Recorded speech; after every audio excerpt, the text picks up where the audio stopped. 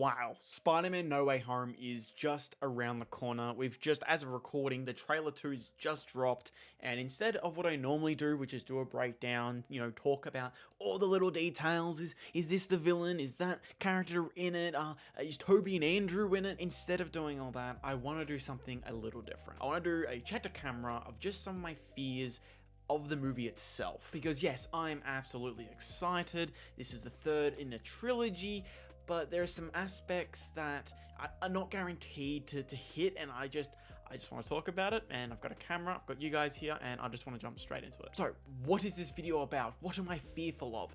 Well, as the rumors are going around and the breakdowns are very much going deep into, there's a possibility that Andrew Garfield and Tobey Maguire are returning as Spider-Man. That's very exciting. It's something to be really, really hyped about. But the one thing that at least my inner circle continue to bring up, I've seen other YouTubers bring it up on Twitter, is that how are they going to be musically represented in the film if they do show up? But to jump straight into it, why is music so important to me? Why is that even a fear in the first place? Is it something that you might even not notice? To me, music is just so vital to the film-going experience. The most impactful movies that I've seen in the last 12 months since COVID started have all had banging scores that when I go see Tenet and the theater is shaking me and the music is just on point, it adds to the experience. And that's the most layman's way to explain the effects of music, because music is so it can get really complex, and I am not musically literate, or however to phrase that. I'm just not as, my vocabulary isn't as wide as channels like Listening In or Sideways. So if you're wanting more video analysis on how music can affect someone, how certain things can affect an audience, I recommend checking out those channels, which their links will be down below. So what am I actually talking about? So to start all this off, we have Tobey Maguire's films, which is, Spider-Man 1, 2, and 3, with Danny Elfman's iconic Spider-Man theme. And to follow that up, we have, and this is where it gets a little bit complicated, where musical continuity gets messy, we have James Horner's theme from The Amazing Spider-Man 1, and then we have Hans Zimmer's theme from Amazing Spider-Man 2. So for the purposes of this video, to simplify, I'm going to be really only talking about TASM 2, because when we're talking about music continuity, it makes more sense to take the latest theme of the evolution of that character. Because I'll use Junkie XL for an example. With Batman vs Superman, he had one Batman theme, and then him talking about it. In Justice League, he's had an evolution, so he has a new theme. It's in the same type of sound, the same horn, same progression. It's similar, and you can hear it a little bit, but it's a different theme entirely. Now, the big thing going against bringing themes like this back is a lot of times it can come off as fan service, and fan service is one of the things that it can take you straight out of a film.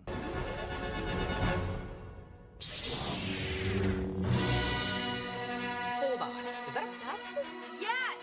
That's a lightsaber, dude. What do I mean by this? Well, I'm going to go back to the Justice League example. When Zack Snyder got kicked off of Justice League, Junkie XL got kicked off as well, and so did all of his musical groundwork for the world of DC, except for Wonder Woman's theme, which plays slightly just here. You'll hear it. So that was the only thing to stay, and for characters like Batman and Superman, the return of the 1978 John Williams theme and the 1989 Batman theme came in, and immediately audiences of, I would say more of a niche hardcore, people like myself, snobs that do video essays, we immediately realized something was wrong. Because when you're doing YouTube videos, you can see, if you listen to music on YouTube, you'll get recommendations like Ben Affleck's Batman with the Arkham Knight theme, or Ben Affleck's Batman with the Shirley Walker theme, and you can watch them, you can go, that's neat. I wouldn't want that to be for the actual film though, because there's a reason why these people get paid the big bucks. They write a theme tailored to not just this character, but this character in this film in this specific moment. So when Danny Elfman returned for Justice League, grabbing a random theme from the 1989 film that he did and just slapping onto Ben Affleck's Batman, it just doesn't fit.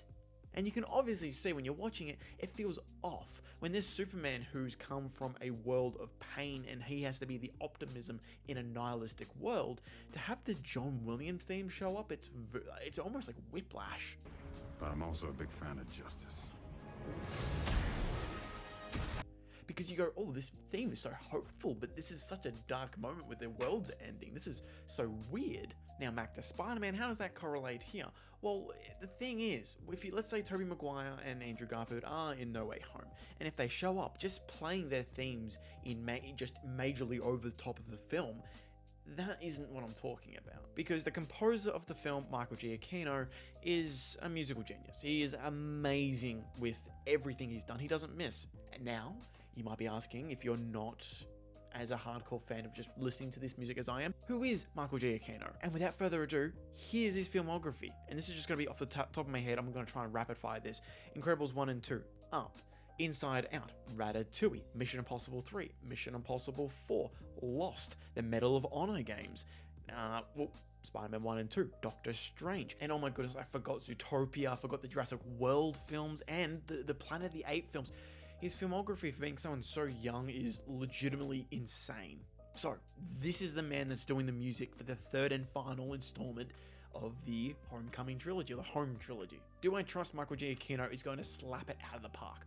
Of course. And to film, I've got friends who are, they're die-hard Giacchino fans, so even the title and the thumbnail of this video is going to piss those people off. So rest assured, just please trust me when thinking that this isn't just thinking, oh, Giacchino is going to drop the ball. It's just Marvel and the MCU have a reputation of not taking music continuity as seriously as DC does.